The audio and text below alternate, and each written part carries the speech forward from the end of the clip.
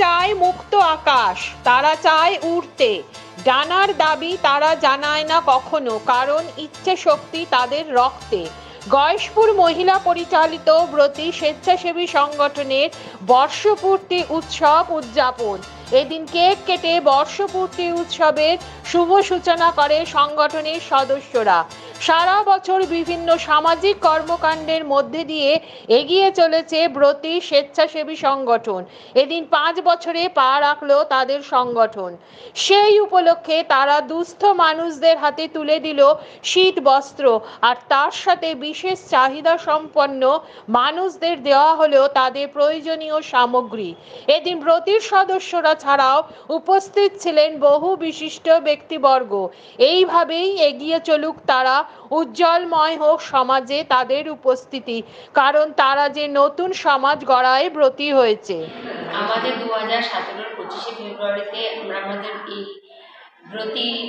ব্রত নিয়ে আমরা এই ব্রতকে ওপেন করেছিলাম। তো আজ 2023-এর 25শে ফেব্রুয়ারি আমাদের ব্রতী 5 বছরে পদার্পণ করলো।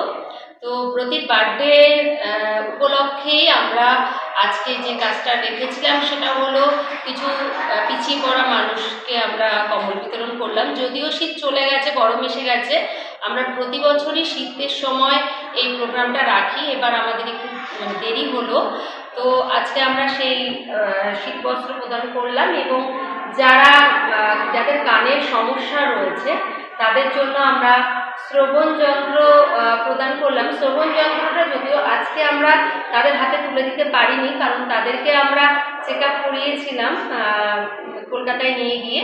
সেখান থেকে কিছু জন মানে শ্রবণ যন্ত্রটা পেয়েছে, তাদের হাতে কিছুদিনের মধ্যে সেটা তুলে দেওয়া হবে। আর কিছু জনের সমস্যা হয়েছে, তাদের কানে কিছু সমস্যা রয়েছে, সেই ট্রিটমেন্টের পরে তারাও শ্রবণ যন্ত্রটা পেয়ে যাবে। আর যারা একেবারে হাঁটতে পারে না, পায়ের সমস্যা রয়েছে, তাদের জন্য আমরা জয়পুরি জুতোর ব্যবস্থা করেছিলাম, কিন্তু তারা আমাদের সঙ্গে কলকাতায় যায়নি। আমরা অনেকবার তাদেরকে ফোন করেছি, আমাদের কাছে অনেকের নাম জমা পড়েছিল, কিন্তু তারা না যাওয়ার জন্য, যেহেতু সমস্তটাই তো আমাদের হাতে নেই, কারণ তাদের পায়ের মাপ না হলে জুতোটা আমরা কীভাবে দিতে পারি। তো যাই হোক, আমরা আমাদের এটা খুব খারাপ লেগেছে যে আমরা পারছি, তবুও তাদেরকে আমরা পায়ের জুতোটা দিতে পারলাম না। তো যাই হোক, আগামী দিনে আমরা চেষ্টা করব সেই ব্যবস্থাও করার, যদি আমরা আমাদের গয়েশপুর থেকেই সমস্ত ব্যবস্থাটা করে তাদের কাছে সেই জুতোটা পৌঁছে দিতে পারি। তো আগামী দিনেও আমাদের পরিকল্পনা রয়েছে প্রতিবন্ধীদের জন্য। বলছি দিদি, আজকে কতজন মানুষকে দিলেন শ্রবণ যন্ত্র? কতজন মানুষকে দিলেন? শ্রবণ যন্ত্র আজকে 3 জন মানুষ পেয়েছে। আগামীতে আর কতজন পাবে? আরো 7 জন পাবে, যাদের প্রয়োজন, মানুষ সুস্থ থাকুক, কিন্তু তবুও তো সুস্থতার মধ্যে অনেক মানুষ অসুস্থ রয়েছে, যাদের কাছে আমাদের সাহায্যের হাত গেলে তারা আগেই বলেছি যে আমরা কাউকে হয়তো পুরোপুরি সুস্থ করতে পারি না বা পুরোপুরি 100-এ 100 করতে পারি না। আমরা বললাম একটা হাত, তাদের একটা লাঠি, যে কিছুটা তাদের অবলম্বন হতে পারে। তো আমরা সবসময় যাদেরই যে সমস্যা রয়েছে, সে প্রতিবন্ধী হোক বা সমাজে পিছিয়ে পড়া মানুষ হোক বা যে কোনো সমস্যার মুখোমুখি মানুষ থাকুক না কেন, প্রত্যেকে তার সমস্যার পাশে আমরা থাকবো। আমাদের নির্দিষ্ট কোনো কাজের সীমারেখা নেই যে আমরা এদের জন্যই এটা করবো।